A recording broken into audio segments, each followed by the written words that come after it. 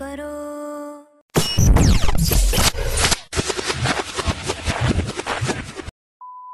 Cruise industry in India is at a very nascent stage. Cruise holidays are the latest trend among Indian travelers.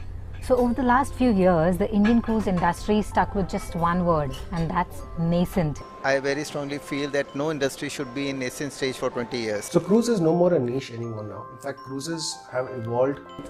So customers have got familiar with it and they're beginning to understand and enjoy a cruise holiday. For Singapore, India is the #1 cruise market. A lot of correction from the agent's selling point is required.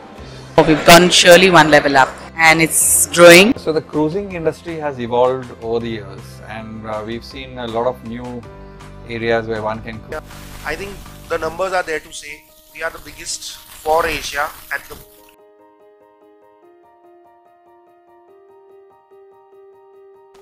The best way to see Europe is by the river, because that's the way Europe is made. Typically, if you see how the customer is moving from one product to the other. The difference about selling a river cruise is inclusions of excursions, your transfers, all your meals and your beverages, which is your hard liquor, as well as your tipping, port charges are all inclusive, and it's one time you unpack. We've seen a lot of new areas where one can cruise. It's not just going to the Arctic or the Antarctic for extreme cruising, as you call it, the icebreakers and so on, but then you have river cruising. There's also another very interesting concept called barging, and we are soon introducing self-driving boating holidays, which is a license-free renting of a boat, and you can go across canals and lagoons of Europe and do boating trips where you drive your own boat and go at your own pace, and it can range from 4 nights 5 days to a weekend cruise, or to a 7 night 8 days. You can cook on board, or if you don't want to cook along the canal front, you can probably go to restaurants and have a meal, and then you can take a cycle on board. So it's your own exclusive chartered boat, and it's reasonably priced for a group of about 5 or 6. You're ending up paying about 200 euros for a week, which is really very, very reasonable.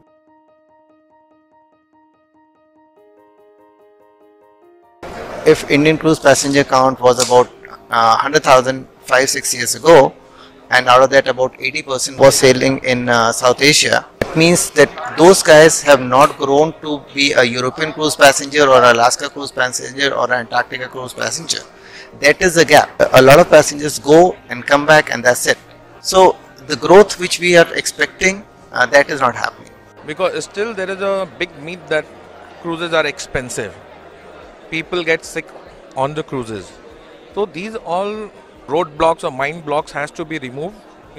Second from the customer, but first from the travel agent. Earlier, when people did a trip to Europe, there would be a full 10-night itinerary and they would do a 4 nights or a 5 nights add-on as a cruise.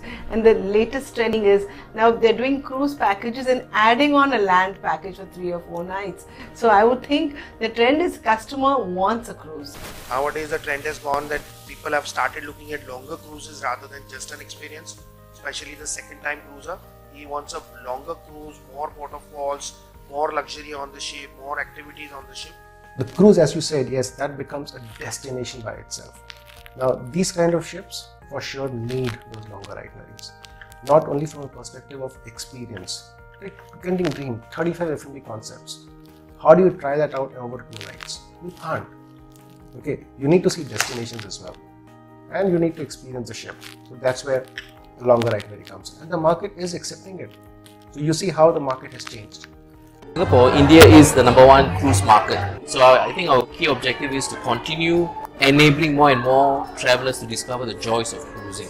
Cruise Fly now is something that we have introduced, which is we are making it very hassle-free. So we are trying to make cruising, Fly Cruise, as well as Cruise Fly, as hassle-free and convenient as possible.